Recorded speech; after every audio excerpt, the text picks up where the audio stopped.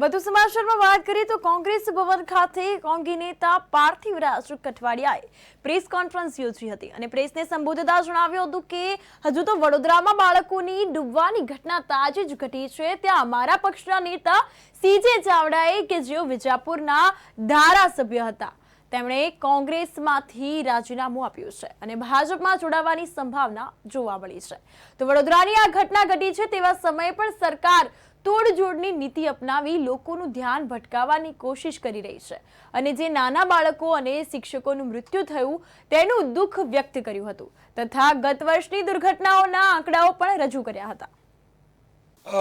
રાજીનામા કરતાં પણ ખાસ કરીને જે પ્રકારની અસંવેદનશીલતા બીજેપીએ દર્શાવી, માત્ર હેડલાઇન મેનેજમેન્ટનું કામ, જ્યારે હરણી બોટ કાંડને 24 કલાક પણ પૂરા ન થયા હોય, આપણા નાના નાના ભૂલકાઓએ જીવ ગુમાવ્યો હોય, શિક્ષકોએ જીવ ગુમાવ્યો હોય, ત્યારે પોતાની નિષ્ફળતા છુપાવવા માટે સરકાર મીડિયાનું ધ્યાન આકર્ષવા માટે અથવા તો મીડિયાનું ધ્યાન બીજી તરફ અને ગુજરાતની જનતાનું ધ્યાન બીજી તરફ દોરવા માટે આ પ્રકારના હટકંડા અપનાવશે એ ખૂબ દુઃખદ બાબત છે। ગયા વર્ષે 2022માં NCRBના આંકડા મુજબ ગુજરાત રાજ્યમાં ડૂબવાની 1861 ઘટનાઓ થઈ છે, જેમાં 1959 લોકોએ જીવ ગુમાવ્યા છે અને આ જ પ્રમાણેની બોટની ઘટનામાં 11 લોકોએ જીવ ગુમાવ્યા છે। દુઃખ સાથે કહેવું પડે કે જ્યારે હરણી બરોડામાં આ પ્રકારની દુઃખદ હૃદયવિદારક ઘટના ઘટી હોય અને ત્યારે બીજેપી ક્યાંક ને ક્યાંક રાજનીતિ કરવામાં ના બાજ આવતી હોય, એક તરફ જ્યારે ઘટના ઘટે અને મુખ્યમંત્રી અને ગૃહમંત્રી બરોડા દોડી જાય ત્યારે એક સવાલ ઊભો થાય કે જો બરોડા કોર્પોરેશનના કર્મચારીઓ, બરોડા કોર્પોરેશનના કમિશનર, મેયર અને સ્ટેન્ડિંગ કમિટીના ચેરમેન જો સાચા સમયે સ્થળ ઉપર દોડીને ગયા હોત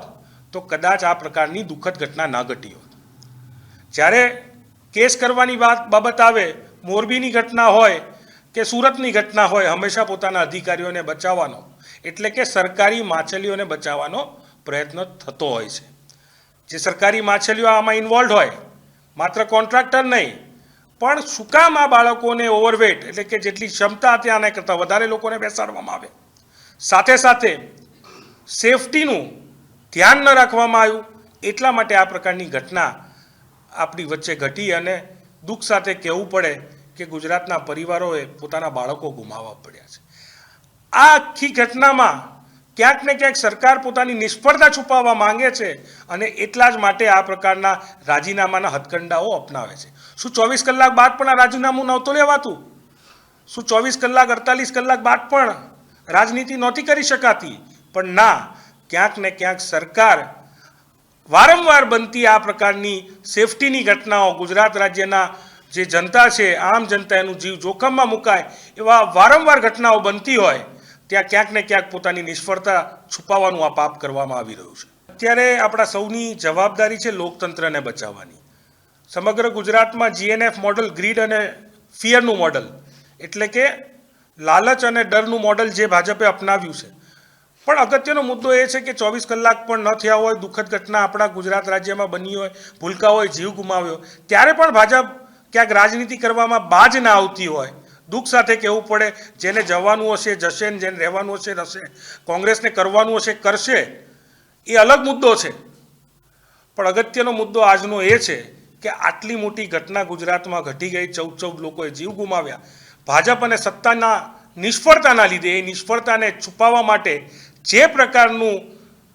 હેડલાઇન મેનેજમેન્ટ સિસ્ટમ પ્રમાણે જે રાજનીતિ બીજેપી દ્વારા કરવામાં આવી છે, હું માનું છું એ સમગ્ર ગુજરાત રાજ્યને શરમાવે તેમ છે। મેં હમણાં જ એક ડેટા આપ્યો કે ગયા વર્ષે 2022માં 1861 ઘટનાઓ ડૂબવાની ઘટી છે, જ્યાં લોકો ડૂબે એવી ઘટનાઓ ઘટી છે, જેમાં 1959 એટલે આશરે 2000ની નજીક જેટલા લોકોએ જીવ ગુમાવ્યો છે અને બોટ ડૂબવાના 5 જેવી ઘટનાઓ ઘટી છે, જેમાં 11 લોકોએ જીવ ગુમાવ્યો છે। વારંવાર થતી ઘટનાઓથી પણ જો આ સત્તામંડળ અને ભાજપ જો શીખ નહીં લઈ શકતી હોય તો હું માનું છું કે આનાથી મોટી નિષ્ફળતા કોઈ ના હોઈ શકે અને એમના નિષ્ફળતાના પાપે ગુજરાતની આમ જનતાએ જીવ ગુમાવવો પડે છે.